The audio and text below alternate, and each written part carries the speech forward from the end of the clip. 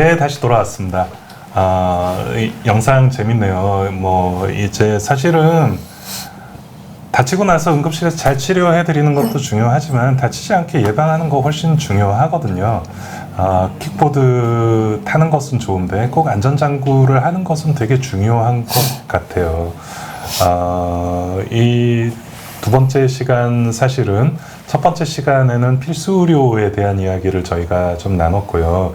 필수 의료에 대한 이야기를 먼저 이야기를 드린 이유가 지금 현재 이 상황이 무엇 때문에 시작이 됐고 이 논의 자체가 어디서부터 시작이 됐고 또 어디서부터 우리가 해결을 해야 이것들이 해결이 될까를 고민을 하다 보니 필수 의료에 대한 이야기를 먼저 드리기 시작했던 것 같고요. 첫 번째 시간에 이제 질문 주셨던 여러분들의 이야기를 두 번째 시간에는 좀 답을 찾아보는 시간이 되었으면 좋겠습니다. 슬라이드 올려주실까요? 네, 이 총리께서 언론 플레이를 하지 말라라고 이야기를 하면서 실제 언론에는 의사들이 얼마를 받는다라는 이야기가 거의 도배가 되다시피 하고 있습니다. 어떻게 보면 응급의학과는 약간 좀 피해자인 것 같아요. 실시간으로 어디 가면 얼마 받는지가 이렇게 노골적으로 드러나는 과가 있었던가? 네.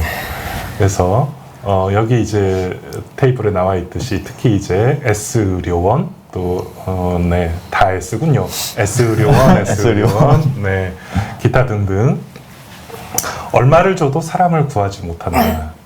네, 좀 우리 전공의들이 보기에는 좀 남의 세상 얘기 같을 것 같아요. 이런 기사를 보면 어떤 느낌이 듭니까? 참 어려운 말씀이긴 한데 일단 일을 하고 있을 때는 저 기사를 볼 시간이 없었어요.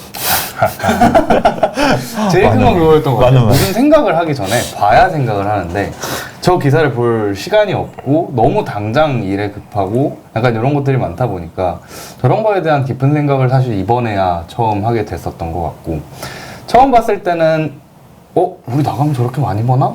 라고 했는데 얘기 들어보면 사실은 아니잖아요. 실제로는 아니고 저런 자리들을 실제로 공고 나온 거를 찾아보기도 했었고 얘기를 건너 들은 적도 있는데 보통은 이런 식입니다. 근무 시간은 언제부터 언제까지 기본이 있고 나머지 시간에는 전화 오면 나와야 되고 자기 여가 시간이라고 해도 무슨 일 있으면 나와가지고 전화로 얘기를 다 해주든 나와가지고 치료를 해주든 다 하는 조건에 저 돈을 거니까 안 되죠. 왜냐면 저걸 시간으로 나누면 최저시급이 안 나오거든요. 네. 좀 부러운 면도 있었나요? 저는 부럽다기보다는 사실 저게 연봉 4억 준대도 지방에서 이렇게 말하는 게 자기들이 말하는 거랑 조금 모순되는 부분이 있는 게 3억 6천 받는다 그런 얘기 하잖아요. 평균 3억이다. 네. 그걸 하는데 그럼 4억이 안 많은 거 아니에요? 그렇게 따지면은 막상 그렇게 따지면 또 안 많은 거라고 할 수도 있는 거고 그리고 거꾸로 연봉 4억을 준다 의사들을 막 악마화하면서 밥그릇 때문에 그런다 돈 때문에 그런다 그러면 저런 데가 바로바로 차겠죠. 막상 저희가 돈에 정말 미쳐있는 사람들이라면. 근데 사실 저런 데가 안 차는 걸 보면 이거 뭔가 문제가 있는데 우리가 보지 못한 문제가 있구나라고 생각을 하셨으면 좋겠는데 4억이면 나도 원양어선 탈 텐데 이런 생각을 하시니까. 우리 찬규 선생님은 저런 것을 어떻게 보십니까? 저런 기사.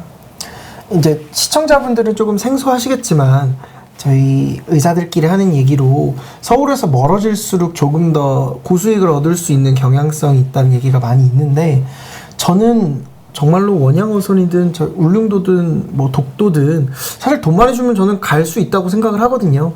그래서 저런 공고를 보고 왜 저기 나오기 전에 나한테 말 안 해줬을까 이런 생각을 해요. 저는 네. 실제로 갈 수 있다고 하면 제가 앞장서서 가고 싶은데 아마 정말로 보이지 않는 조건들이 많이 있기 때문이겠죠.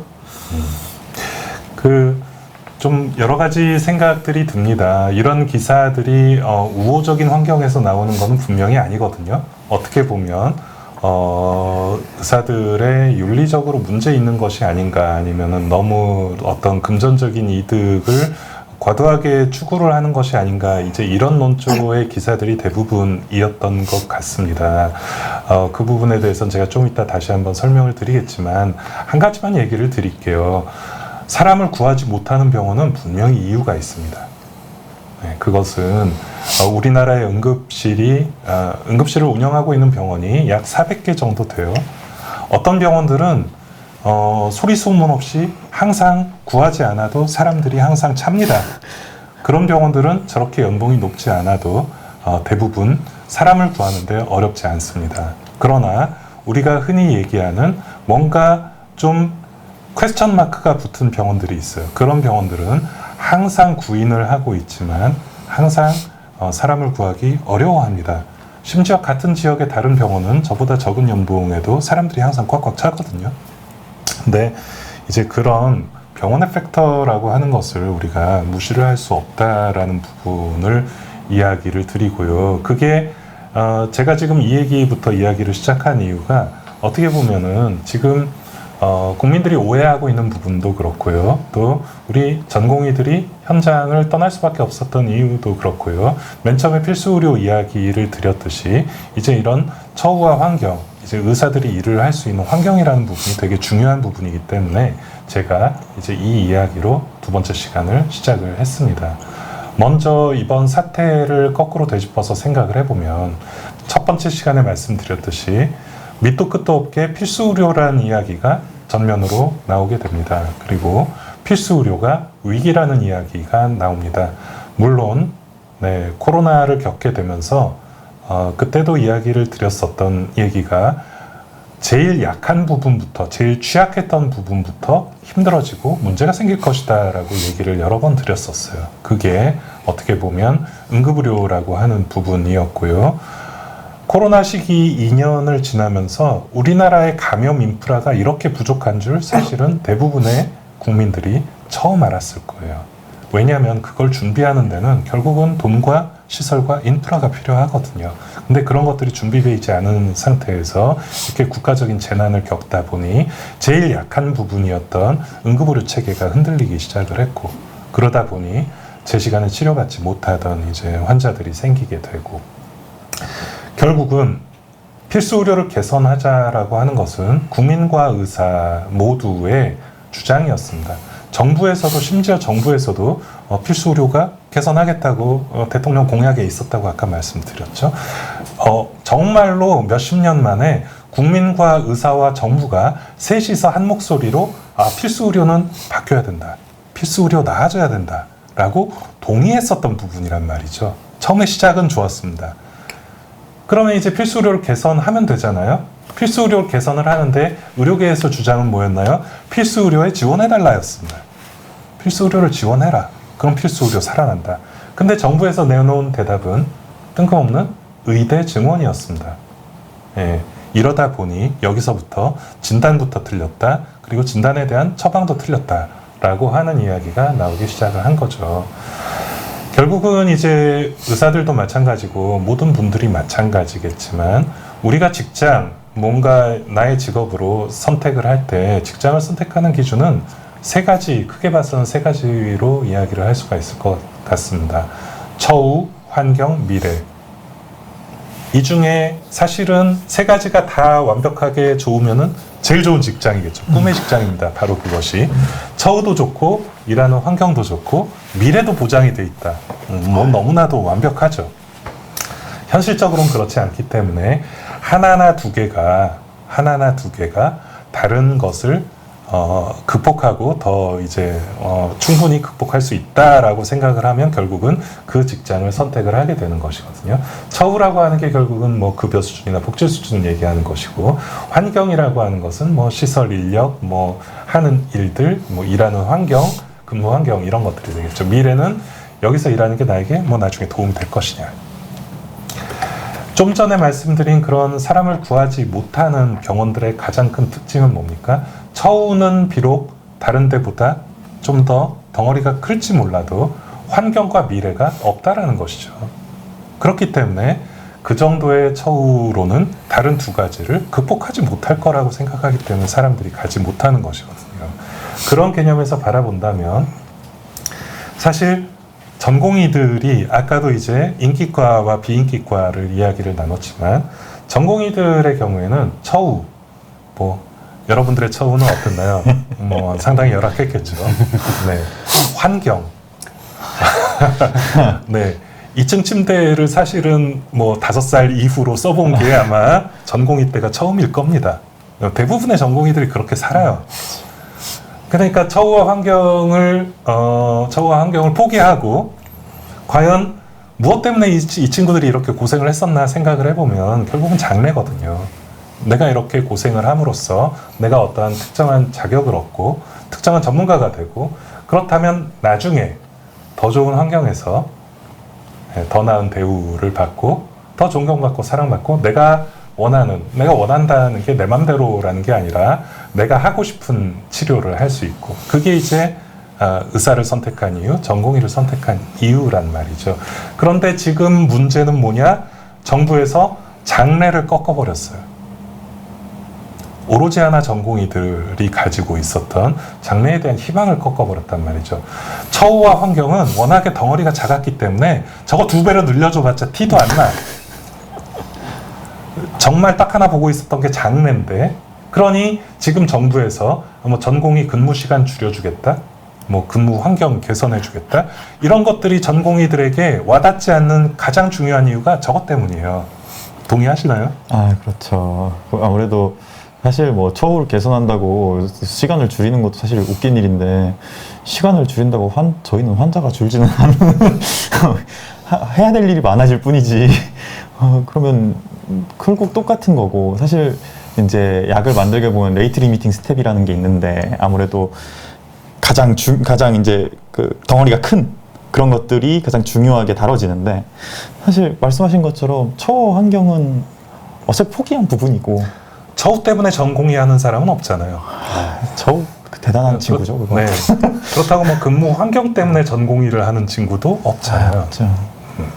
그렇습니다. 그래서 결국은 전공의들이 왜 사직서를 냈을까? 뭐 많이들 이런 식으로 표현을 해요. 빨간 약을 먹었다. 네, 무슨 뜻인가요?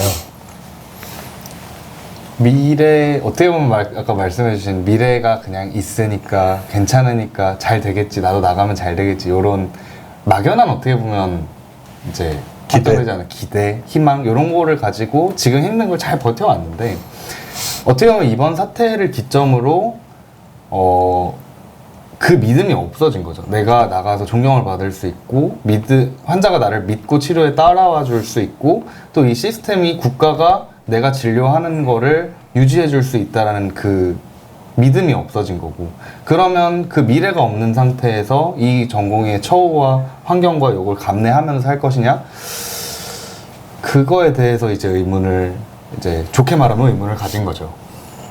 찬규 선생님은 빨간 약을 드셨나요? 솔직히 말해서 전 아직 못 먹은 것 같습니다. 아하. 저는 지금 아내랑 얘기를 한 번씩 하다 보면 맥주를 한 잔 마시면 환자 보는 거 재밌는데 그 어떤 분들은 저한테 뭐 바이탈 뽕이다 뭐 마약 같은 거다 하시는데 저는 그게 좋아서 응급의학과 했거든요. 저는 뭐 이게 거짓이라고 할지라도 어쨌든 환자 보는 게 즐겁기 때문에 의사로서 남고 싶고 그 더 좋은 환경에서 그리고 내가 추구하던 가치가 이루어지기 위해서 지금 사직서를 낸 것 같습니다. 이제 나중에 뒤쪽에서 또 다루겠지만 사실 말씀하신 것도 저 굉장히 동의합니다. 뭐 이제 예전에도 책 가면서 얘기했지만 책 공부하면서도 얘기했지만 사실 뽕 때문에 그렇게 시작한 건데 그 사실 자존감 때문에 아니면은 내 보람 때문에 내 도덕적 의무 때문에 이런 것들을 시작하는데 응급의학과들의 모임에 가면 다 뽕 맞은 사람들이죠. 그 사람들이 모여가지고 학회도 하고 뭐 이제 연구회도 하고 그래서 그 사람들 모아놓으면은 밤새도록 이런 얘기합니다. 환자 봤는데 내가 어떻게 했는데 환자 살렸는데 맞죠. 이건 진짜 안타까운데 밤새 이런 이야기 합니다. 애정이 없으면은 절대로 그러지 못한다고 생각을 해요. 그죠. 네. 누구보다도 환자에 대한 애정 충만한 사람들인 것 같고요. 빨간 약과 파란 약은 좀 극단적인 예인 것 같고, 사실은 왜 그러냐, 왜 빨간 약과 파란 약이라고 비유를 했냐면, 고등학교 졸업하고, 의과대학에 들어와서 6년을 졸업하고, 인턴 1년, 그 다음에 레지던트를 들어오거든요. 중간에 쉬었나요? 아니요, 저는 안 쉬었어요. 중간에 쉬었나요? 저는 공중보건 의사를 했는데 그게 공중보험의사. 약간 쉬었군요. 약간 쉬었습니다. 네. 저도 한 번 더 오셨습니다. 그러니까 생각해 볼 시간 자체가 절대적으로 부족한 것 같아요. 그러다가 이러한 일을 기점으로 과연 우리가 무엇인가, 우리가 해야 하는 거 뭔가, 우리가 추구해야 될 가치가 뭔가, 좀 이런 것들에 대해서 빨간 약을 먹었다라고 우리가 표현을 하는 것이 더 맞는 것 같습니다. 우리 찬규 선생님부터 먼저 한번 물어볼까요? 사직서 낼 때 가족들이 뭐라고 얘기를 하던가요? 조금 웃긴 얘기인데 내고 통보를 했고요. 가족 제 의견이 제일 중요하다고 생각했기 때문에 내고 통보를 했고, 어머니께서 사실 걱정을 많이 하셨어요. 네가 지금까지 거기에 네가 가고자 했던 길을 위해 걸었던 시간과 노력과 비용과 네 에너지가 있는데, 정신적인 에너지가 있는데 그게 물거품 되지 않을까 많이 걱정을 하셨던 것 같아요. 근데 제가 사직서를 낼 때 굉장히 나 이거 사직서 내야겠다라고 하는 계기가 됐던 일이 하나 있는데, 그 신문 기사랑 나라에서 저희 과를 낙수과라고 여러 번 부르지 않습니까? 저는 의대 다닐 때 제가 스스로 생각하기에 성적이 엄청 나쁜 편이 아니었고, 교우 관계도 원만하게 잘 지냈다고 생각하고, 정상적인 교육 과정을 굉장히 잘 밟아온 학생 중에 하나였다고 생각합니다.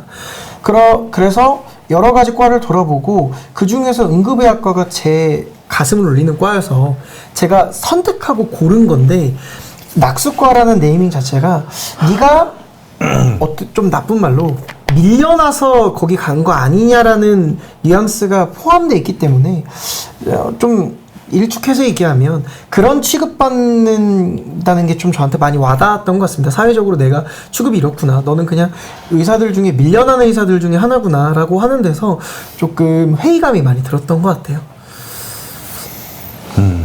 이제 낙수과라는 표현 자체가 의사들의 마음에 정말 큰 상처를 준 거 분명히 사실입니다. 그러면은 똑똑하고 잘난 사람들은 돈을 많이 버는 과를 가나요? 뭐 사실 그것도 아니죠. 네. 그런데 마치 싫어하는 것을 떠넘기는 것 마냥 우리가 무슨 할 게 없어서 어차피 뭐 이쪽으로 밀려난 사람들이라는 이런 표현에 있어서 사실 정말 큰 상처받았거든요. 우리 전우 쌤은 어떠신가요? 사실 경제학 이론에서도 낙수 효과라는 개념은 이미 사장된 효과입니다. 파이를 늘린다고 결국 독점하는 사람들이 더 많이 먹게 되는 거지, 사실 낙수 효과라는 건 존재하지 않거든요. 그런데 그거를 이미 사장된 이론을 가져와서 사람을 늘리면 그걸로 낙수된다. 일단 이거에 대한 반론은 너무 많은 상황이고, 그 논리적으로는 그렇고, 이제 감정적으로는 이제 낙수과라고 부르는 게 이제 애초에 티어를 나누는 거잖아요. 의료의 티어를 나누고 갈라치려고 그러고, 그런 것들이 사실 너무 뻔한 정치적 수단임에도 불구하고 기분이 상하는 건 어쩔 수 없다고 봅니다. 좀 진짜 이중적인 행태를 지적하지 않을 수가 없습니다. 필수 의료 지원하겠다고 하면서 필수 의료를 낙수과라고 지정을 하고 그렇게 바라보는 그런 좀 이중적인 시각에 상당히 좀 너무나도 안타깝다라고 생각을 합니다. 우리 메이플랜드님께서 네, 후원해 주셨는데 감사합니다. 감사합니다. 저희 힘내겠습니다. 네, 낙수과 아닙니다. 저희 낙수과 아니고요. 낙수과가 아니고 환자 좋아하는 사람들입니다. 환자한테 정말로 의료를 제공하고 싶어 하는 사람들이고요. 좀 전에 말씀드린 대로 전공의들이 결국 사직서를 내고 지금까지 이런 기회 비용을, 매몰 비용을 감안하고라도 바꾸고 싶었던 것이 있기 때문에 결국은 사직서를 내게 된 것이 맞다라고 생각을 하고요. 다시 또 슬라이드 좀 보여주실까요? 네. 2월 20일에 사직서를 내고 사직서를 냈습니다. 하여튼 뭐 이 의지를 가지고 이제 개별적으로 사직을 했어요. 읽어볼게요. 업무 개시 명령, 진료 유지 명령, 사직서 수리 금지 명령, 집단 연가 사용 금지 명령, 집단 행동 금지 명령. 여기까지는 전공의들에 대한 얘기고요. 집단 행동 교사 금지 명령. 이건 제가 받았습니다. 집단 행동 교사 금지 명령, 사직 전공의 출국 금지, 개원 및 겸직 금지, 현역 입대 금지. 갔다 왔다 그랬죠? 네. 네, 잘하셨습니다. 외국 의대 지원 비자 승인 불가, 네, 의대생 단체 유학 승인 불가. 네, 이게 제가 찾아본 것만 이렇지 한두 개 더 있어요. 몇 개 빠졌습니다. 실제로 이런 명령서 받았나요? 서류는 못 받았고 이제 저희 공시송달이라고 해서 서류가 전달되지 않는 경우에 법원에 공지로 띄우는 게 있더라고요. 그래서 다행히 저는 이게 또 약간 모순인 게 분명히 대상자 전원회에 가야 되는데 그런 것도 아니고 저희 것만 해도 누구는 받고 누구는 안 받고 저희 동기들 해보면 누구는 그 안에 리스트 올라가 있고 누구는 안 올라가 있고 그런데 그게 나온 거는 봤습니다. 그래서 다행히 저는 빠져 있긴 했는데. 네. 그래 받으셨어요? 아니요, 저도 이제 등기로 온 건 있었는데 그때 제가 집에 없어가지고 못 받았고. 그리고 저희도 공시송달을 이렇게 떴는데 뭐 누구는 뜨고 누구는 안 뜨고 그래서 잘생긴 애들만 떴다 막 이러면서 그런 비밀이 받았으면 이렇게 찍어가지고 공유하고 그랬나요? 그렇죠. 그걸 받았을 때 걱정이 됐나요? 그냥 걱정보다는 저는 맨 처음에 이게 참 재밌다고 생각을 했습니다. 왜냐면은 지금 명령을 할 수 있는 근거 자체가 전공의들에게 유사시에 명령을 할 수 있다라는 근거에서 나온 건데 그게 법적으로 제한되어 있지 않은 정말 베이그한 정말 모호한 법령을 가지고 지금 이거를 악용하고 있는 건데 굉장히 재밌다고 느꼈습니다. 그래서 저희끼리 막 네. 너도 뭐 밥 먹을 명령 이러면서 받으셨나요? 제가 집에 없을 때여서 못 받았는데 저 너무 기분이 나빴던 게 어디서 알았는지 모르는데 저희 어머니랑 아버지 휴대폰으로 저 메시지가 오더라고요. 저한테 지시해서 이런 명령이 내려졌다는 게 그래서 저희 이제 개인 정보는 거의 공용 정보잖아요. 그런 차원인지 거기서 좀 기분이 많이 상했던 것 같아요. 근데 그 이후 어머니 아버지가 거기에 이제 응답하지 않은 이유로는 저한테 다른 얘기는 없었던 것 같아요. 너무 많이 기분들 나빠했을 것 같아요. 걱정도 많이 했을 거고. 근데 이게 늑대가 나타났다 식으로 한 개, 두 개 계속 반복되다 보니까 그 다음부터는 진짜 좀 우습게 느껴지더라고요. 과연 저게 맞는 이야기인가? 우리 민국대한님께서 이국정 교수, 이태석 신부, 저도 개인적으로 이국정 선생님 많이 친하고요. 이태석 신부도 존경하는 분입니다. 허준 선생님은 한의학이기 때문에 제가 본받기는 어렵고요. 인술로 이름을 널리 알리고 자연스럽게 부도 따라올 것이라고 저희도 생각을 합니다. 저희가 돈을 바라고 이런 일을 하고 있는 사람들은 기본적으로 아니고요. 돈을 받았다고 하면 개업을 하겠죠.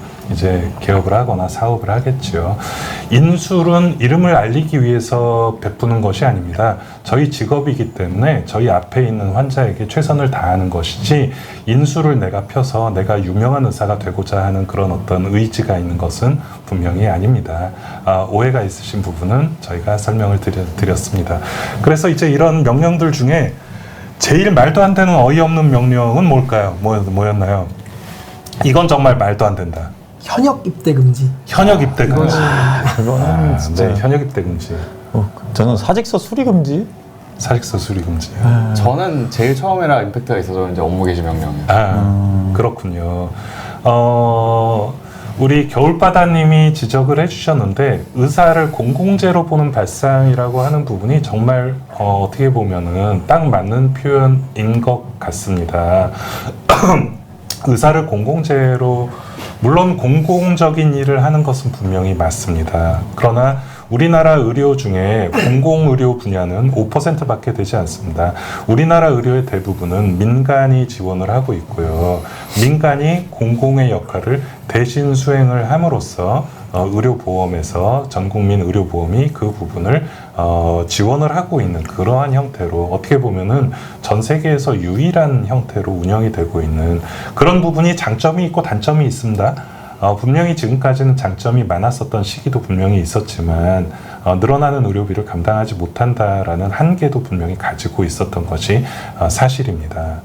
그래서 그런 정부의 말도 안 되는 명령들 중에 이렇게 말씀하신 대로 의사를 공공재로 보기 때문에 이것은 의사라고 하는 인프라는 정부가 마음대로 컨트롤할 수 있다라고 생각을 하는 것도 사실은 되게 잘못된 시각 중에 하나라고 생각을 합니다. 그러니까 공공재로 본다면 저희가 아까 얘기했던 것처럼 소송이 걸리거나 책임을 져야 될 때 그러면 책임도 정부가 그걸 해줘야 되는 부분인데 그건 또 개인으로 알아서 하라 그러고 이런 부분들이 좀 문제가 있는 것 같습니다. 되게 좋은 말씀이세요. 그러니까 이제 일부 이제 의료학자들이 주장을 하고 있는 바가 그거거든요. 지금은 의료보험 당연지정제거든요. 우리나라에서 의료기관을 하려면 무조건 국가의료보험에 가입을 해서 의료보험 환자를 본다라고 서약을 하지 않으면 의료기관을 개설할 수 없게 돼 있어요. 즉 나라에서 반드시 의료보험을 해라라고 명령을 하는 것이기 때문에 의료보험으로 진료하는 환자에 대한 책임은 개인이 아니라 국가가 지는 것이 맞다라는 것이죠. 그렇죠. 이제 그런 부분에 대해서 주장을 하고 있는 의료계 사람들도 분명히 있습니다. 전문의 교수들도 개원을 못하나요? 전문의 교수들 개원하는 사람들 많이 있습니다. 네. 그래서 이런 말도 안 되는 명령들을 정부가 남발을 하는 이유에 대해서 좀 한번 생각을 해볼 필요가 있는데 중앙사고수습본부를 만들었어요. 그 녹색 잠바 입고 나오는 녹색인가요? 네. 파란색인가요? 네, 그래서 참 그 부분도 참 재밌는 게 누가 사고를 냈고 대체 무엇을 해결을 하겠다라고 하는 것인지도 분명하지 않은데 마치 준비하고 있었던 것처럼 그렇게 대응을 하는 것을 보면서 정부에서도 진짜 단단히 마음먹고 있구나 좀 이런 느낌도 들었어요. 정작 또 시간이 지나고 나면 분명히 중앙사고 수습본부인데 수습보다는 약간 관철의 의미가 강하지 않나. 본인들의 어떻게 보면 수습이라고 하는 건 일이 벌어졌다라는 걸 인정을 하고 그거를 어떤 형태로든 사회에 도움이 되는 방향으로 비전을 제시하는 본부여야 할 텐데 그런 게 아니라 그 약간 이해 당사자처럼 들어와서 정부가 내 의견은 이거니까 들어주세요. 약간 이런 식의 스탠스를 취하고 있다는 게 참 저 중앙사고수습본부에서 중앙과 본부 빼고 어떤 의미가 있었는가. 사실 네. 슬라이드 다시 좀 보여주실래요? 네, 말씀하세요.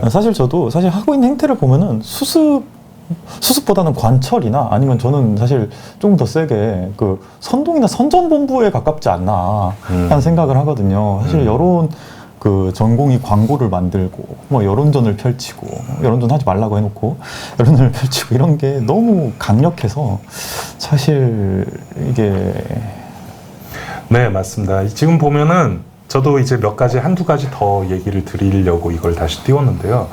현역 입대 금지만 해도 이게 너무 웃깁니다. 맨 처음에는 너희 들어오지 않으면은 사병으로 데려갈 거야라고 그랬죠.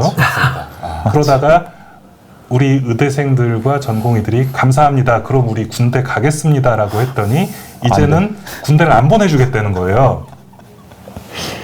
앞도 없고 뒤도 없고 대체 누구 머리에서 이런 얘기들이 나오는 건지 진짜 답답합니다. 또 한 가지 이제 국민들이 잘 모르고 계시는 게 있는데 외국 의대 지원 비자 승인 불가 이거 뭔가요? 저는 자세히는 모르고 있어서 그래요? 네. 이게 사실 그 이제 USML이나 AMC 같은 호주로 간다거나 미국으로 간다거나 할 때는 이제 스텝들이 있고 그 중에는 이제 간단하게 시험을 통과하고 나서는 이제 레지던트십을 등록을 하고 거기에 이제 비자를 받아서 이제 거기서 수련을 해야 되는 그런 경우에 이제 수련까지 모든 게 그러니까 수련까지 모든 게 정해진 상태에서 이제 비자를 받아서 나가야 되는 경우 이럴 때 비자를 받게 되는데 이거를 이제 저희들 뭐 의사들이 이러면 외국 나가서 의사하겠다 뭐 이런 얘기를 외국 나가서 의사하겠다 뭐 이런 얘기를 하니까 안 돼. 이제 비자 안 내줄 거야. 라고 얘기를 해버리는 상황이 된 거죠. 이제 외국에서 수입 문제도 같이 얘기가 되고 있으니까 그렇죠. 조금 더 이제 간단하게 말씀을 드리면 원래 의사 면허는 국가 간 이제 호환이 안 되잖아요. 우리나라 의사 면허는 우리나라에서만 쓸 수 있고 미국 의사 면허는 미국에서만 쓸 수 있고 호주 의사 면허는 호주에서만 쓸 수 있고 이렇게 되는데 이제 지금 요 해당하시는 경우 같은 경우에는 우리나라에서 졸업만 했다라는 졸업장만 가지고 그쪽에서 의사 면허를 따는 걸 처음부터 시작하셔서 어느 정도 과정을 거치시고 어떻게 보면 그쪽 병원 이제 외국 병원에 취업이 얘기가 다 병원들이랑 되어 있는 상태인 거죠. 그 과정에서 취업 비자 승인을 내달라고 했는데 안 내준 거랑 비슷한 맞아. 이제 그런 개념으로 생각하시면 될 것 같습니다. 그래요. 정말 뭐 너무나도 듣도 보도 못한 얘기들이고 실제로 한국의 의사들 중에서 외국의 의사 시험을 준비하고 있는 젊은 친구들이 상당히 많은 것으로 알고 있습니다. 그것이 단순히 어떤 선진국에 대한 동경 때문에 그러는 것은 아니고요. 똑같이 의료라고 하는 업을 수행을 하는 데 있어서 아까 얘기 드렸던 환경이라든지 미래라든지 이런 부분이 우리나라랑 다르다라고 판단을 하기 때문에 실제로 많은 사람들이 가려고 노력을 하고 있습니다. 이따가 외국 의사 수임 얘기는 그때 가서 조금 더 해볼까요? 그렇죠. 네. 좋습니다.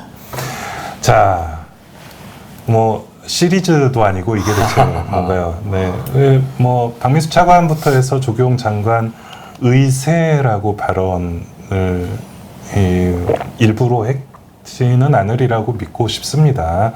당연히 좀 많이 공부하셨던 분들이고요.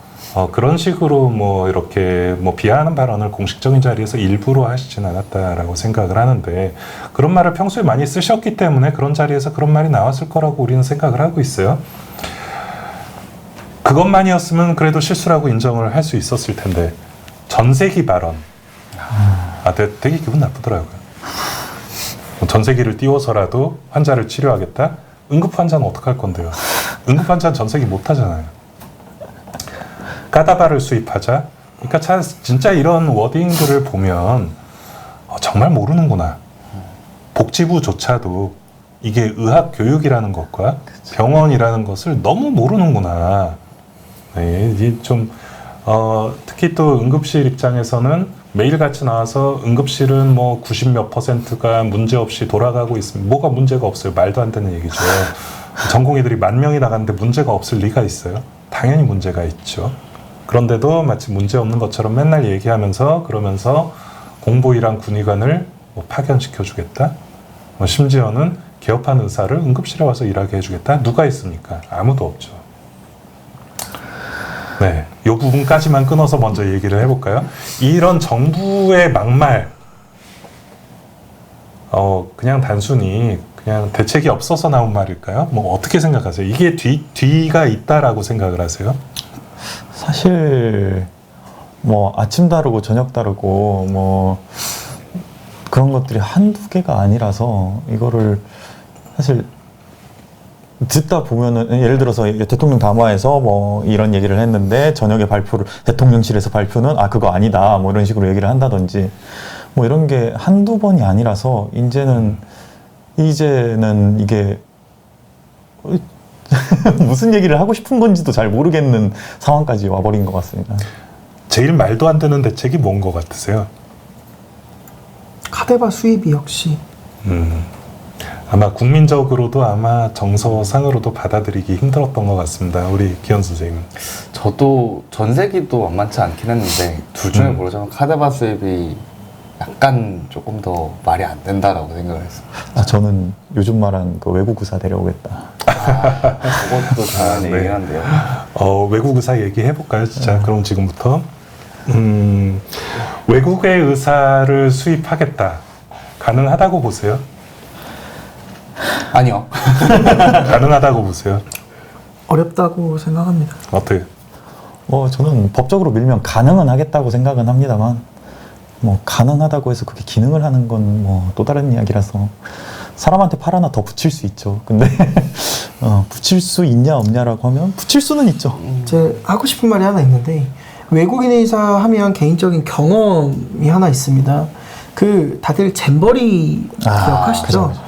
잼버리를 이제 전라도 지역에서 담당 병원이었죠. 했는데 네. 제가 잼버리에서 발생한 환자를 받는 의사였습니다. 제가 직접 이송 문의를 받고요. 거기 외국인 의사들이랑 소통을 해서 전원 병원도 정하고 어떤 처치가 필요한지 이제 지도를 같이 하는 의사였는데 너무 말이 안 되는 일들이 많이 생겨서 답답해서 그냥 퇴근하고 차를 타고 거기로 가봤습니다. 그래서 내가 받는 의사니까 보고 싶어서 왔다 하고 거기 병원을 갔는데요. 자료화면으로도 뭐 제가 개인적으로 갖고 있는데 거기 의사 많아요. 영어 쓸 줄 알고 소통 잘 되는 외국인 의사가 6분인가 제가 뵙고 왔는데 의사도 많고 공간도 있습니다. 근데 왜 잼버리가 그렇게 됐느냐? 그 사람들이 능력이 떨어져서가 아니고요. 그 사람들이 인성이 나빠서 도덕성이 떨어져서가 아니고 환경이 열악하기 때문인데 외국인 의사를 수입해서 우리나라에 적용을 한다고 그게 다른 길로 흘러갈 거라고는 절대 생각하지 않습니다. 잼버리 때 그걸 확실히 느꼈습니다. 서울대병원에는 외국 의사들이 많이 와 있죠. 그죠. 이제 파견 형식으로 다른 이제 외국의 대학병원에서 스텝 하시던 분들이 저희 병원에 어떻게 보면 배우러 오시는 경우도 있고 연구 목적으로 저희 교수님을 협업하기 위해서 오시는 경우도 있고 실제로 저희 교수님들도 미국이나 다른 데 협업하러 많이 나가시고 여러 가지 형태로 많이 뵙게 됩니다. 아산에도 상당히 많죠. 예, 저희도 이제 뭐 덴트 쪽도 그렇고, 아니 그 치과 쪽도 그렇고, 내과도 그렇고, 항문외과, 항장외과 뭐 이쪽도 그렇고 굉장히 많이 와 계십니다. 말씀하신 것처럼. 외국에서 온 분들이 우리나라 의료계를 보고 여기 와서 일하면 좋겠다라는 반응들을 주로 보이시나요? 시스템은 많이 배워 가십니다. 좋은 시스템은 우리나라에 많이 있어요. 그냥 의료 안에서 이제 뭐 예를 들면 환자를 처치하는 프로세스라든가 예를 들면 응급실로 예를 들면 저희 병원에서는 크리티컬 패스웨이라고 이제 서울대병원에서 불렀는데 뇌졸중이나 이제 심혈관계 계통 환자들은 빠른 시술이 중요하기 때문에 그 환자들을 이제 저희 도어 투 니들 타입, 뭐 도어 투 무슨 타입 이렇게 해서 이름을 다 붙이는데 응급실에 접수하는 그 순간부터 몇 분 이내에 시술을 할 수 있게 하는 그런 시스템들이 있어요. 아마 여기 계신 모든 선생님들 병원에도 그런 시스템들이 이제 우리나라에는 전국적으로 다 되어 있을 텐데 저희 병원도 마찬가지고 그런 것들 많이 배워가십니다. 그런 것들 참 선진적이고 잘 제도가 되어 있다고 하시지만 이렇게 일하면 좀 하시는 분들이 많으시죠. 그죠, 아무래도. 어느 나라에서 오시냐에 따라 조금 다를 것 같아요. 맞습니다. 네. 이렇게 좀 미국이나 이런 우리가 흔히 선진국이라고 생각하는 나라에서 오신 분들하고 좀 후진국이라고 생각하는 나라에서 오신 분들하고 보는 것도 다르고 좀 가져가시는 것도 좀 다를 거라고 생각합니다. 미국도 요새 그 외국 의사들을 많이 받아들이고 있는 것으로 알고 있는데 거기에 대해서 전공의들이 많이 관심이 있는 상황이죠. 네, 아무래도 이제 USMLE라는 시험을 치면 이제 그러면 여러 가지 단계가 있지만 단계를 통해서 미국에서 의사를 할 수 있는 면허가 시험 없이도 요새는 받아주고 있는 것 같던데요. 예, 전문의 경우에는 관심 있어하는 친구들이 많이 있나요, 주변에도? 뭐 그 제도 때문인지는 잘 모르겠습니다만 이번 사태 시작하고 스터디가 N개 결성된 것으로 알고 있습니다. 여러 개 제가 여러 친구들 만나봤을 때는 준비하는 친구들 조금씩 모여가지고 문제 같이 풀고 공부하고 이런 그렇게 많이 생겼고요.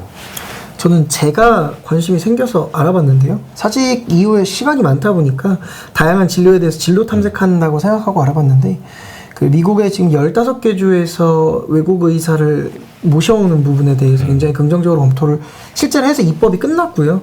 아까 교수님 말씀하신 대로 몇 개 주에서는 그런 스텝들을 다 무시하고 일단 온 다음에 매칭이 되면 그 되게 숙련된 전문의 밑에서 함께 2년 정도 일하면 미국 의사 자격을 준다 이런 주까지 나올 정도로 의사를 유치하려는 움직임이 굉장히 적극적으로 퍼지고 있는 걸로 알고 있습니다. 이제 그 부분을 아마도 청취자분들이나 다른 분들이 한번 생각해 보실 만한 부분이 지금 미국에서 왜 다른 나라 의사들을 데려올까요? 영어도 잘 안 통할 수도 있고 그 나라 출신도 아니고 국민도 아닌데 미국은 대체 왜 다른 나라 의사들을 미국 의사로 받아들이려고 하고 있을까요? 한번 생각해 보실 만한 필요가 분명히 있습니다. 그 이유가, 가장 큰 이유가 미국에서 의사를 키워내는데 돈이 너무 많이 들기 때문이에요. 그러니까 다른 나라에서 잘 배워서 미국에 와서 의사를 하면 미국의 입장으로는 가장 크게 이득이 되는 거예요. 그렇죠. 그 부분이, 자, 그러면 이제 우리나라도 외국의 의사가 오라고 한다. 그러면 외국에 있는 의사가 우리나라도 갈 수 있고 미국도 갈 수 있어요. 어디 가겠습니까? 네, 우리나라를 선택할 것이라고 저는 믿고 싶습니다만, 네, 과연 네, 그럴 수 있을까는 아마도 판단에 맡기겠습니다. 의사를 키우는 데는 네, 돈이 든다라는 게 제일 큰 이유예요. 우리나라의 신경외과 의사가 인구당으로 따지면 미국보다 5배가 많습니다. 그럼 미국도 그럼 5배 더 늘리지 왜 안 늘렸을까요? 결국은 돈이 너무 많이 들기 때문입니다. 네, 의사를 늘리는 데는 정말 많은 재원과 정말 많은 투자가 필요하기 때문에 의료비의 상승은 반드시 따라갈 수밖에 없어요. 이제 그런 부분을 감안하지 않고 우리나라의 외국 의사 면허를 오픈을 하겠다? 해보라고 하십시오. 저는 여기에 대해서는 노코멘트 하겠습니다. 이것이 가져올 파장이 무엇인지를 생각하지 못하는 분들이 이런 정책을 만드신 거예요. 한 번이라도 여기에 대해서 외국 의사 면허를 오픈을 했을 때 우리나라가 어떻게 될 것이라고 고민을 한 번이라도 해본 분이 아니라면 네, 쉽게 말할 수 있겠죠. 오른쪽 위에 슬라이드에 이제 의사 증언에 대한 이야기 좀 더 진행해 보려고 합니다. 이것을 막말 카테고리에 넣어야 되느냐 마느냐를 가지고 살짝 고민은 했었어요. 그러나 역시 이 역시도 막말에 해당한다라고 생각을 해서 여기 같은 카테고리에 넣었고요. 대통령님께서 후보 시절에 얘기했던 필수 의료 지원 대책은 필수 의료를 적절한 비용을 지불하고 더 잘 할 수 있도록 도와주겠다라고 하는 내용이었었어요. 근데 지금은 의료개혁, 의사증원이라고 어떻게 보면 프레이밍을 하고 있습니다. 저는 이 부분이 너무나도 안타까운 부분이고 내일이나 모레 아마도 판결이 나오겠죠. 과학적인 근거 아무것도 없습니다.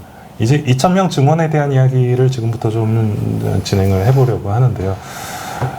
이 증원에 대한 부분이 사실은 정말로 좀 민감하고 위험한 부분이라고 하는 게, 첫째, 의사들은 의료개혁을 이야기할 때 의대 증원이 의료개혁이라고 생각하지 않습니다. 두 번째, 이 의대 증원이라고 하는 부분은 십몇 년째 동결이다라고 정부에서 자꾸 이야기를 하지만 사실은 동결이라고 하는 게 TO가 동결이라는 얘기지 실제로 의사는 계속 늘어왔습니다. 라는 거. 이제 그런 부분을 좀 어떻게 보면 의료계 전체를 잘못 국민들에게 약간 오해를 자꾸 주면서 한 명도 안 늘었다라는 식으로 국민들이 받아들이도록 계속적으로 언론 플레이를 했고요. 2,000명을 늘려서 5년간 늘리지 않습니까? 2,000명이라고 하는 건 대부분의 의과대학이 100명 남짓이에요. 그렇다면 의과대학을 20개를 짓는 것과 거의 동일한 어떤 지원이 필요한 거예요. 1년 내에 만들 수 있는 수준이 분명히 아닙니다. 그러다 보니 각각의 그 대학병원에다가 나눠줬죠. 그랬더니 의과대학 교수님들이 어땠어요? 불가능하다고 얘기를 했잖아요. 자, 그런데도 추진을 했다. 2,000명씩 5년을 증원을 하잖아요. 6년째 그럼 2,000명을 뺄 겁니까? 뺄 수 있나요? 절대 못 뺀다고 생각합니다. 불가능하죠. 왜냐하면 그럼 뭐 임용했던 교수들을 자를 거예요. 건물을 파괴합니까? 그러니까 한 번 늘리게 되면 이것은 5년만 가는 것이 아니라 향후 10년, 20년 계속적으로 갈 수밖에 없는 시스템이 돼버린단 말이죠. 세희님께서 지원금 보내주셨는데 정말 감사합니다. 네, 힘내겠습니다. 2,000명 얘기하다가 약간 톤이 올라갔는데 그러다 보니 마치 과학적으로 계산했다고 하지만 과학적인 근거는 없고, 그리고 누가 봐도 무리이고 준비가 안 돼 있는 이런 2,000명이라는 숫자가 어느 날 갑자기 나왔는데, 자, 그래서 2,000명에 대한 이야기부터 좀 시작을 해보겠습니다. 2,000명이라고 처음 들었을 때 그것이 사직서를 낸 결정적인 계기였나요? 그렇죠. 2,000명 사실 지금 와서 생각해보면 2,000명이라는 것 자체는 굉장히 상징적인 의미였다고 생각해요. 나는 너희 말을 들을 생각이 없다. 라는. 그래서 2,000명 자체가 어떠냐에 대한 가치 판단 앞서서 내가 이렇게 현장에서 일하고 있는 사람들이 나를 포함해서 이렇게나 정책적으로는 무시당하고 있구나. 요게 가장 직접적인 이유였고, 그렇게 따지면 그거에 가장 임팩트 있는 워드가 뭐였냐? 2,000명이라고 하는 거에는 동의할 수 있을 것 같습니다. 이찬 교수님은 어땠나요? 저 아까 말씀드렸던 그 의사를 악마화하는 과정에서 낙수과라고 했던 저의 선택을 비하하는 멸칭이죠. 거기서 좀 상처를 많이 받았고 굉장히 모욕감을 좀 많이 느꼈습니다. 그래서 사직을 하게 됐고, 그 앞서 말씀하신 거랑 비슷한 뉘앙스인데, 이게 이 법안이 패키지가 끝이 아니고 앞으로 우리나라에 생기는 의료에 관련된 비용적인 문제나 아니면 정책적인 문제를 의사 니들의 인성에서 문제를 찾겠다. 너희들을 화형시켜서 어쨌든 해결을 하는 쪽으로 이 나의 임기를 모면하겠다라는 의도가 느껴져서 사직하게 됐습니다. 선생님은요? 네, 저도 사실 그렇게 느꼈습니다. 왜냐면은 사실 2,000명이라는 얘기를 들었을 때 저는 빵 터졌거든요, 사실. 2,000명? 이랬는데, 그게 사실 2,000명 저번에 이제 문재인 때 늘리려고 하는 숫자를 보고 저희 의료계 반발을 봤을 텐데도 불구하고 2,000명을 그냥 얘기하는 건 이제 대놓고 이제 싸우자라고 얘기하는 거랑 크게 다르지 않다고 생각을 했거든요. 근데 그만큼 아까 이기현 선생님께서 말씀해 주신 것처럼 의사를 무시하는, 정책적으로 무시하는, 우리가 지금 사람 수가 중요한 게 아니라 지금 이것도 문제고 저것도 문제고 지금 문제가 한두 가지가 아니다 라고 얘기를 하고 있는데, 그럼 사람을 더 늘리면 되지 않을까? 이런 얘기를 하는 게 너무 슬라이드를 잠깐 내려주시겠습니까? 한낮의 유성님께 답변을 좀 드려야 될 시간인 것 같아요. 네, 의사 증언이 모든 것의 만사형통은 아니라는 것은 뭐 모든 국민들이 다 이해하고 있을 것입니다. 그렇다고 해서 절대 반대 이유가 될 수 있을까요? 라고 질문을 주셨어요. 처음 의대 증원 자체는 찬성하지만 2,000명은 아니다라고 의사분들이 말씀을 하셨다라고 하는데, 이제 정확한 워딩은 아닙니다. 한 명도 증원은 안 된다가 아니에요. 예를 들어서요, 제가 답변을 드릴게요. 이 의사들한테 있어서의 근거의 수준이라고 하는 것은 매우 중요합니다. 저희가 이제 근거 중심 의학이라고 얘기를 하는데 레벨 오브 에비던스라고 얘기를 합니다. 정말 수도 없이 많은 실험, 예를 들어서 대표적으로 하나 예를 들어 볼게요. 심폐소생술을 할 때 인공호흡을 먼저 할까 심장 압박을 먼저 할까를 가지고 20년간 논쟁이 있었습니다. 미국과 유럽이 갈라졌어요. 심지어 그 문제 때문에. 결국은 수백 개의 어떤 논문과 실험을 통해서 가슴 압박을 먼저 하는 게 조금은 낫다라고 결론이 났어요. 그쪽이 좀 더 유리한 결과가 나왔습니다. 그래서 그 한 줄이 바뀌는데 20년이 걸렸습니다. 우리가 생각하는 근거의 수준은 그런 거예요. 그 한 줄을 바꾸기 위해서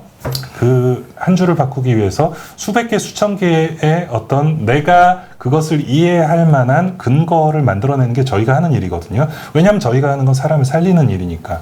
그런데 뭐 대충 그냥 계산해 봤더니 그냥 5로 나눴더니 2,000이다? 이게 과학적인 근거냔 말이죠.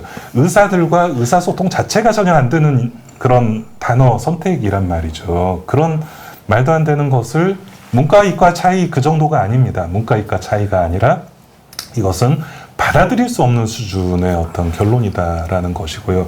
예를 들어서 그런 거예요.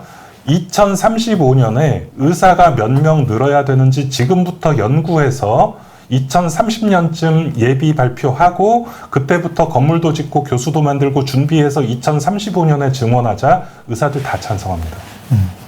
바로 그것이 한 명도 안 된다도 정답이 아니고 500명으로 합의하자도 말이 안 되는 얘기고 2,000명이라 던진 것도 말이 안 되는 되게 중요한 이유 중에 하나입니다.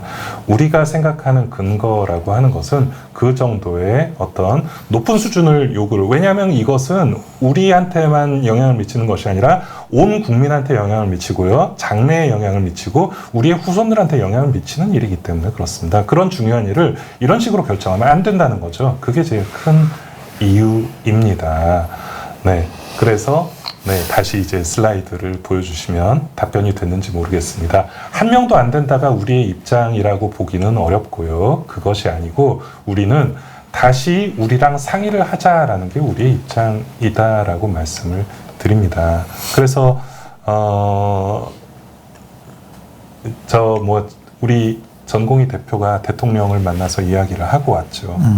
그러고 나서 대한민국 의료 미래 없다라고 올려서 아마도 많은 생각들이 들었을 것 같아요.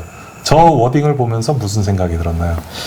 그 페이스북에 저 글이 올라온 거를 실시간으로 봤었는데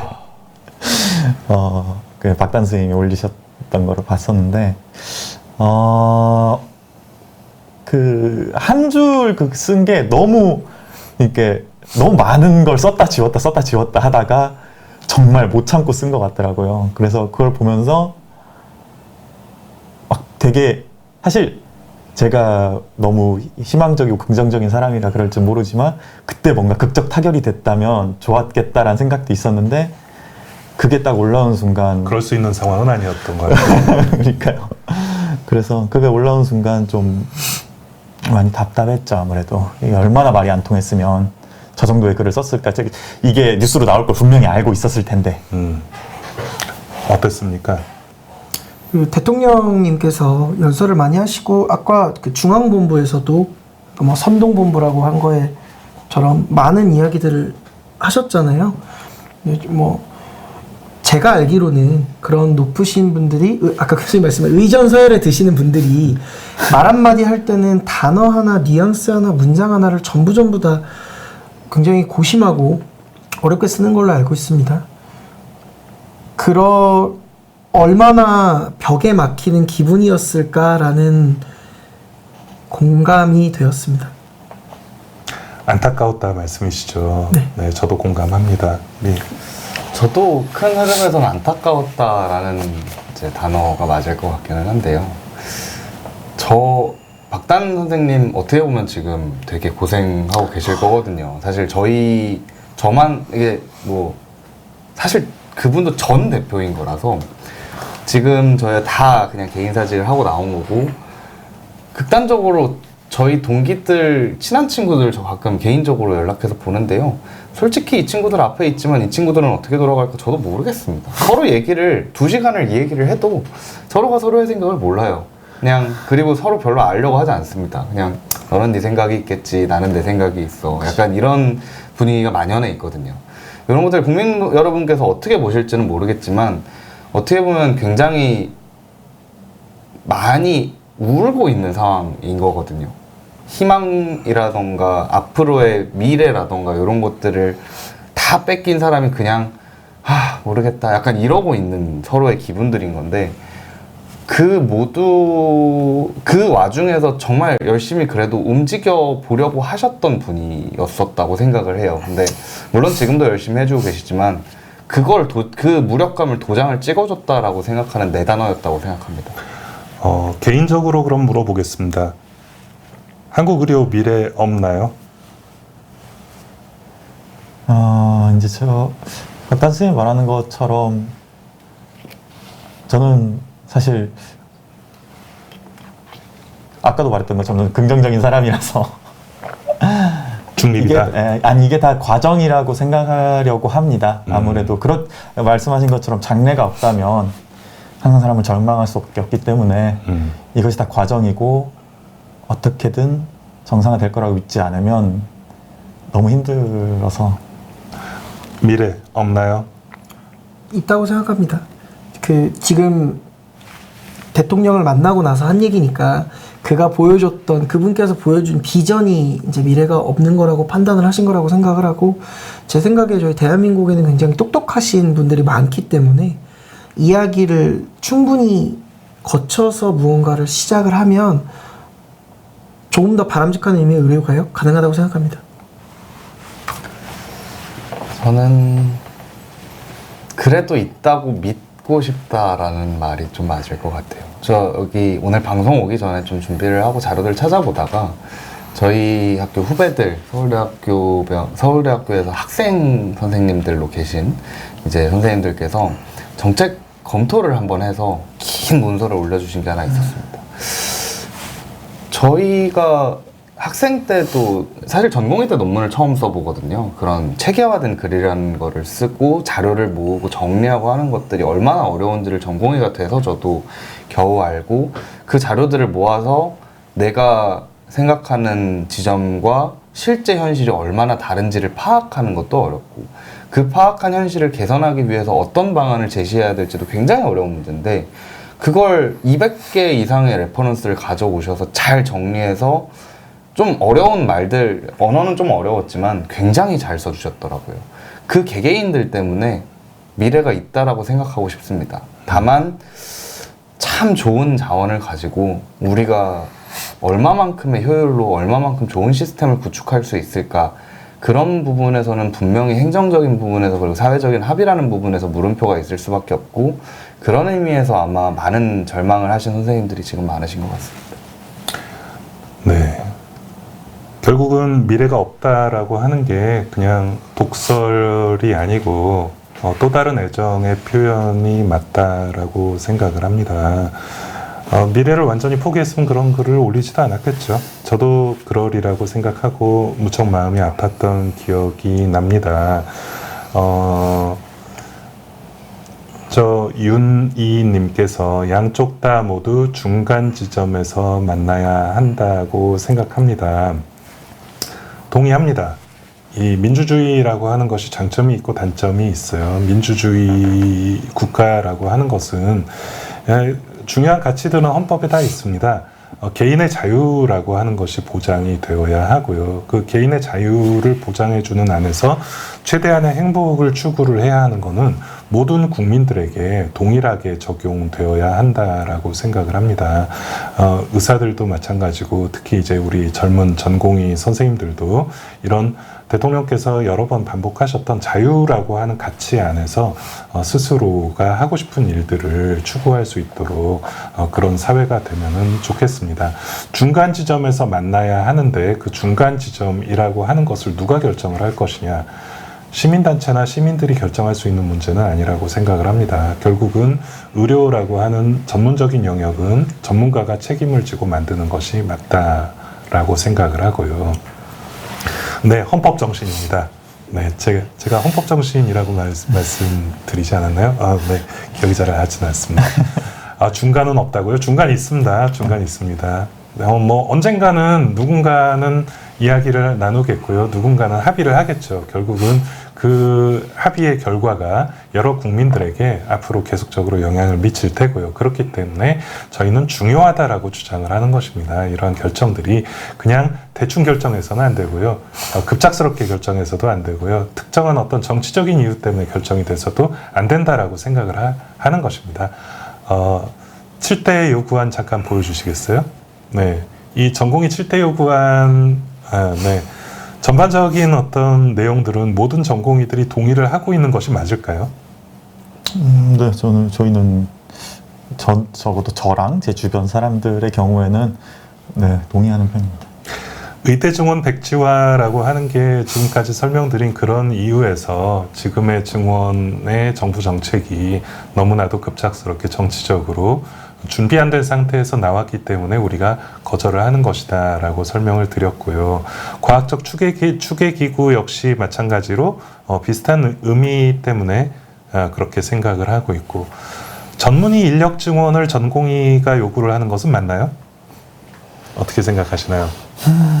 중요한 문제라고 생각합니다. 마찬가지로 이번 꼭 사태뿐만 아니더라도 이번 사태로 좀 이렇게 얼마나 병원들이 전공의들에게 의존해왔는지를 보여주는 굉장히 상징적인 사태가 되어버렸는데, 어쨌든 그 전에 또 저희는 현장에서 느끼고 있었거든요. 이 병원은 전문의가 아니라 전공의가 실제로 굴리는 부분이 꽤 크다라는 걸. 분명히 외국에서는 이제 어떻게 보면 수련받는 입장에서 어느 정도 경험을 쌓고, 물론 이제 그런 과정들이라고 하기는 하지만 분명히 전공의들이 커버하는 부분이 있고 전문의가 커버하는 부분이 있고 그것들이 잘 분배가 되어 있는 이제 상황인데, 우리나라 같은 경우에는 사실은 전공의도 부족하고 전문의도 부족한 실정이거든요. 전공의가 부족하냐? 이거는 이제 1번과 2번의 얘기라고 생각을 하고, 그러니까 이제 그거는 이제 의대 네. 정원 문제와 연결되는 문제지만 전문 인력이 대학병원에서 부족한 건 분명한 사실이라고 생각합니다. 의사가 뭐 쏠려 있는 거죠. 그래서 실제로 그 일할 수 부분 있는 때문에 자리에- 사실은 많은 국민들이 그 얘기를 하는 거잖아요. 근데 부족하다면서 늘리는 것은 너희는 왜 반대를 하고 있는 것인가? 이제 일할 수 있는 자리가 없다는 거죠. 사람은 있습니다. 지금도 저희가 의사가 부족하지 않다고 하는 이유는 사람이 없는 게 아니라 자리가 없는 거예요. 예를 들면 이국종 교수님 자리만 해도 저는 그분이 그렇게 영웅이 되었어야 하는가에 대해서부터 생각을 해봐야 된다고 생각하거든요. 이국종 교수님이 혼자 하실 일이 아니고 그분이 팀으로 교수님 10분, 15분이 모여서 돌아가면서 당직도 서고 돌아가면서 일을 하고 그런 팀이 우리나라의 각 시도마다 있고 그런 자리가 충분히 있다라고 하면 들어오실 분들은 지금 충분히 많아요. 외상 전문화로 하고 싶으신 분들도 많으시고 꼭 외상이 아니더라도 소아과 문제가 가장 대표적이죠.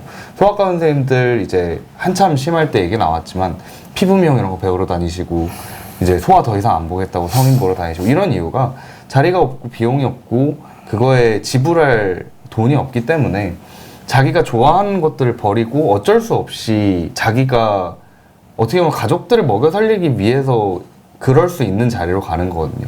그런 분들이 일할 수 있는 환경을 만들어 달라라는 의미에서 전문의들의 자리를 줘라. 우리가 앉을 수 있는 의자를 줘라. 그런 의미였다고 생각합니다. 네. 저는 이제 전공이 사실 이게 지금 적자가 나고 있다고 하잖아요. 빅5 병원들이 적자가 나고 있다.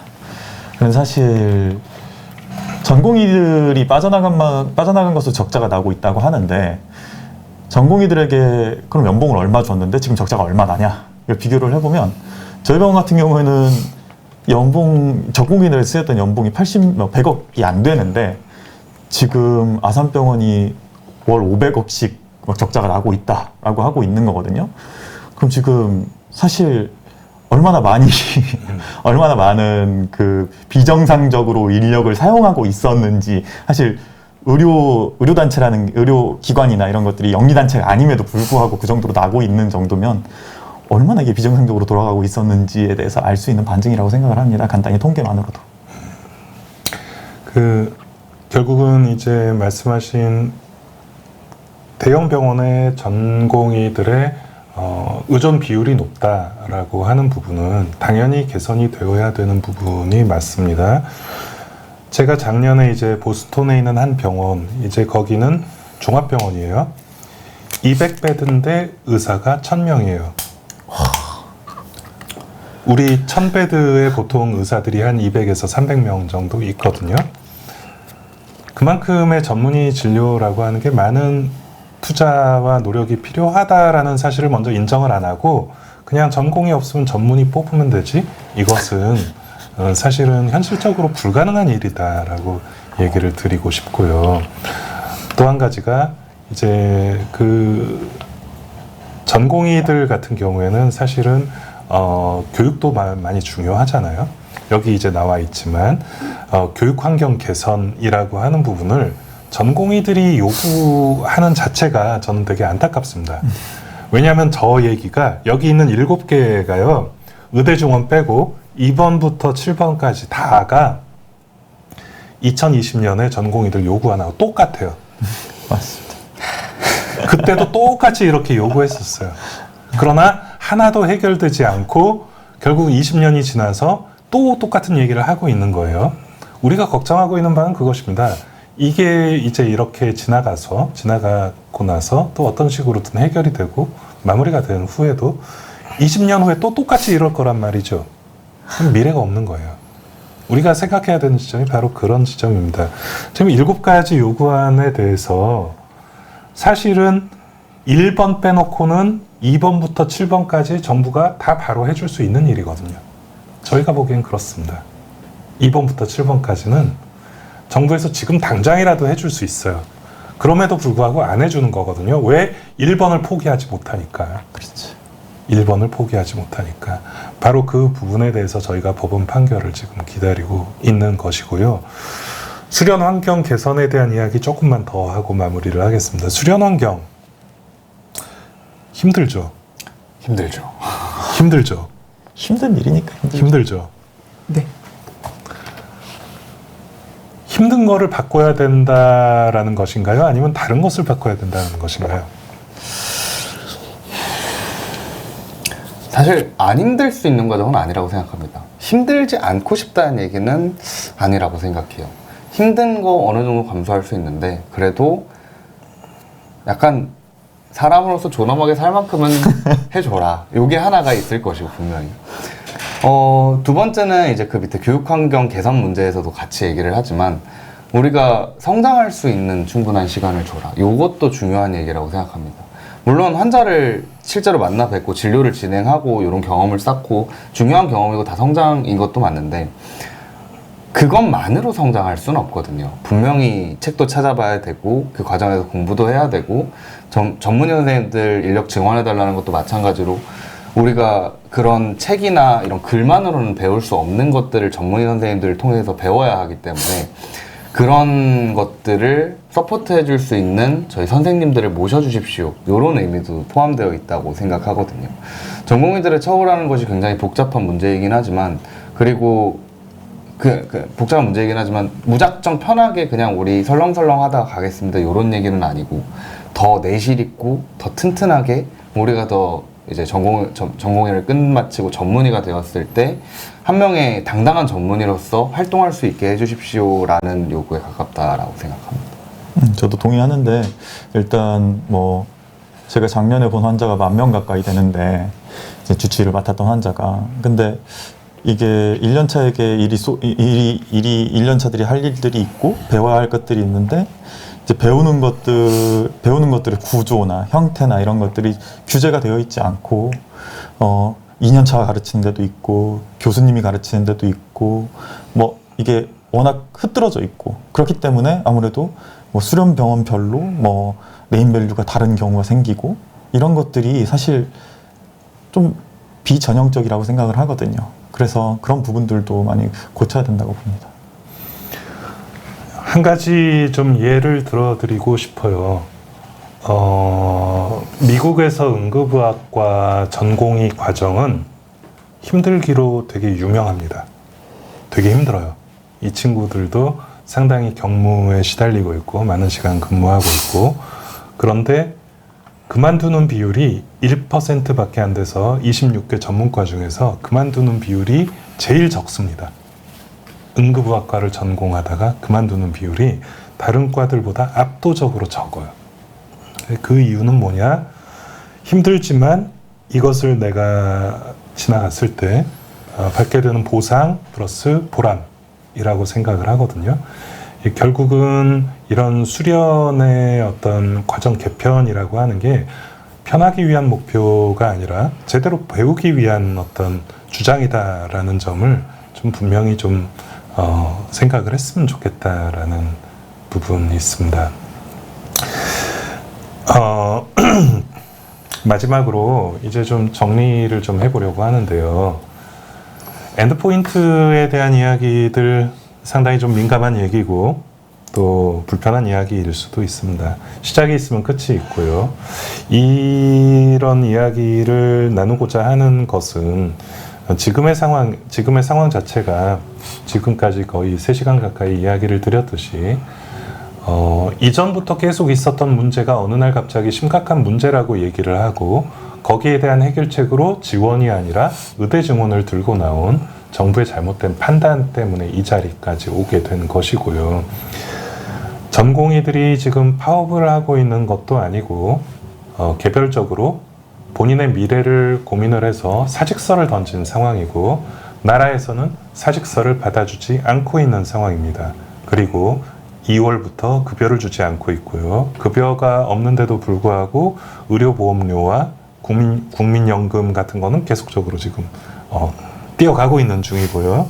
이런 어이없는 상황이 언제까지 이어질 수 없고 조만간 이제 대형 병원들이 파산한다는 이야기들 나오고 있습니다. 첫째, 실망해서 나간 거니까 실망한 게 없어지면 돌아올 수 있겠죠. 네. 실망한 부분이 어떻게 없어져야 이제 전공의들이 돌아올까요? 전공의들이 돌아오기 위한 7대 뭐 요구 조건도 있지만 어떠한 부분들이 가장 우선순위를 차지할까요? 사실 저 같은 경우에는 맨 처음에는 그냥 2,000명이라고 얘기했던 거를 뭐 철회하면 돌아가겠다 이런 이야기였지만 시간이 지나면서 이게 나온 배경을 알게 되고 이게 정말 근거 없이 나온 숫자라는 걸 알게 됐을 때 이게 이런 상황에 대한 그 반성이 필요하다. 이게 지금 이렇게 이걸 아무렇게나 막 할 게 아니라는 거를 이해했다는 걸 보여줬으면 좋겠다. 그런 제스처가 있다면 충분히 그럴 수 있다고 봅니다. 네. 저는 일련의 과정에 대한 사과가 필요하다고 생각합니다. 저는 사과 없으면 안 돌아갈 거예요. 중요한 얘기고 뭐 채팅창에서도 여러 얘기 해주시고 계신데 저는 어떻게 보면 이제 약간 돌아간다라는 개념보다는 저는 나온 입장에서 국민으로서 하는 얘기거든요. 국민으로서 정부한테 요구하는 건 과학입니다. 저희는 사실 저희끼리 있을 때도 얘기하지만 의료를 따로 떼서 생각하시는 분들이 되게 많은데 과학이에요. 어디보다 신중하고 치밀한 과학입니다. 과학의 전제 조건은 전 두 가지라고 생각하는데 하나는 공개, 모두가 볼 수 있어야 되고요. 하나는 그거를 잘 쌓아나가서 개선이 돼야 됩니다. 그 과학이라는 학문이 그 실험을 하고 실험이 재현되는지를 보고 실제가 맞는지를 검증하기 위해서 얼마나 많은 사람들이 서로 이렇게 오픈해서 얘기를 하고 그 과정에서 공개적으로 토론을 하고 그것들을 치열하게 싸우면서 결국 목표하는 거는 진리가 무엇인지를 찾는 과정이거든요. 의료 지금 이번 때 조금 다르지만 우리가 국민으로서 어떻게 하면 우리 미래에 내가 아플 때 봐줄 수 있는 의사를 유지할 것인가, 의료 체계를 유지할 것인가에 대한 공통적인 컨센서스는 아까도 말씀해 주셨지만 국민도 의사도 정부도 다 가지고 있다고 생각을 해요. 그럼 그걸 위해서 우리가 요구하는 건 정부가 그렇게 좋아하는 과학입니다. 오픈해서 모든 정보를 공개하고 다 같이 그거에 대해서 논의를 해서 그걸 더 좋은 방향으로 개선시켜 나가자. 아까 말씀해 주셨다시피 2020년에 그 얘기를 다 해놓고 또 반복되었듯이 그런 반복이 일어나지 않도록 재발을 방지하고 이번에는 뿌리를 좀 뽑아보자.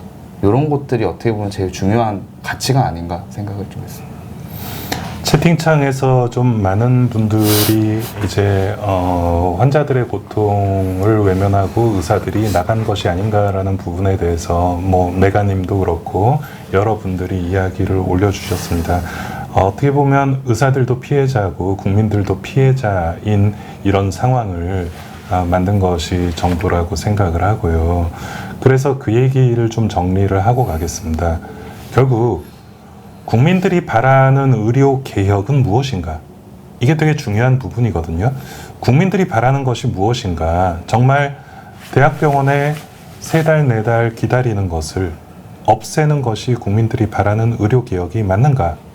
라는 부분을 한번 우리가 생각을 해봐야 될 필요는 있다라고 생각을 합니다.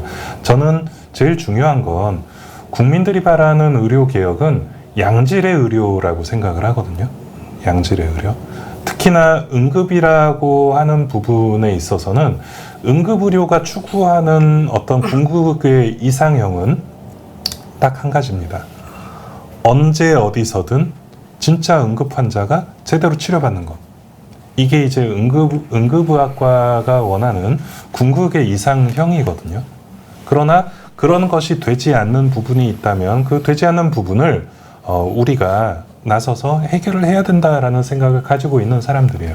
지금 우리나라에서 최종 치료가 되지 않기 때문에 병원을 선정하는 과정에서 여러 병원을 돌고 있어요.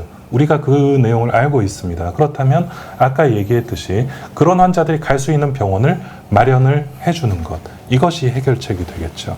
의대 증원이 해결책이 되지는 않을 것이라고 생각을 합니다. 저는 이런 기회를 통해서 좀 잘못 알고 계신 부분들을 저희가 좀 계속적으로 이야기를 드리고 또 우리가 원하는 것들을 계속적으로 얘기를 드려서 최대한 많은 국민들이 좀 의료라는 부분에 대해서 조금 더 이해를 해주시고 그리고 의사와 한 팀으로 정부의 요구를 해야 된다라는 것을 계속적으로 얘기를 드립니다.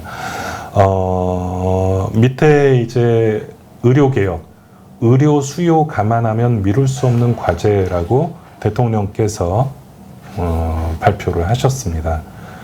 의료 수요를 감안하면이라는데 저는 핵심이 있다라고 생각을 해요. 의료의 수요라고 하는 게 내가 편한 것이 위주가 되어서는 안 된다라고 생각을 합니다. 결국은 내가 원해서 내가 편해서가 아니라 정말로 중증 환자, 정말로 의료가 필요한 사람에게 적절한 시간 내에 의료가 돌아갈 수 있는 시스템을 만드는 것, 이것이 의료개혁이라고 생각을 합니다. 좀 이번 사태에 대해서 좀 정리된 이야기들을 좀 한 번씩 돌아가면서 해주시고 좀 마무리를 준비를 할게요. 네, 우리 이기현 선생님부터 한번 좀 말씀해 주시겠어요? 참 오늘 여러 말씀 이제 잘 나눠봤는데요. 아까 말씀을 좀 중간에 드리려고 했었는데 불신이 팽배한 사회가 되어가는 것 같아요. 의료에 국한하면 여러 병원 이렇게 다니시는 분들도 그렇고 우리가 이렇게 소송이 많아지는 문제도 그렇고 서로가 점점 서로를 믿어갈 수 없는 사회가 되어가고 있는 것 같아서 사실은 굉장히 안타깝습니다. 꼭 우리 의료의 문제뿐만이 아니라 보면 지금 많은 사회적인 문제들이 점점 우리가 가지고 있던 사회적 신뢰라는 기반을 잃어가고 있는 것 같아요. 이번 사태를 중심으로 저희 말씀을 드리기는 했지만 저희 이제 의료라는 파트도 그렇고 사회 전반적으로도 그렇고 조금 신뢰가 회복될 수 있는 사회가 되었으면 좋겠고 그 과정에서 우리 지금 있는 문제에도 어떻게든 좋은 해법을 찾아 나가는 게 필요하지 않을까라고 생각을 했습니다. 네, 참 교수님. 저는 간단히 말하고 싶은데요. 제가 의과대학 다니면서 교수님들 하셨던 많은 좋은 말씀 중에 저의 좌우명처럼 남은 건 의사는 환자만 생각해라는 얘기가 굉장히 제 가슴에 많이 남았거든요. 당연한 공리 같은 말이지만 그게 내 마음에 진정성 있게 와닿는 순간들이 필요한 어려운 말이었습니다. 저는 환자만 좋아질 수 있게 환자가 이렇게 하면 좋아지고 저렇게 하면은 조금 더 낫겠지 라는 그 공부에만 관심을 두고 의사로서 살아가고 싶습니다.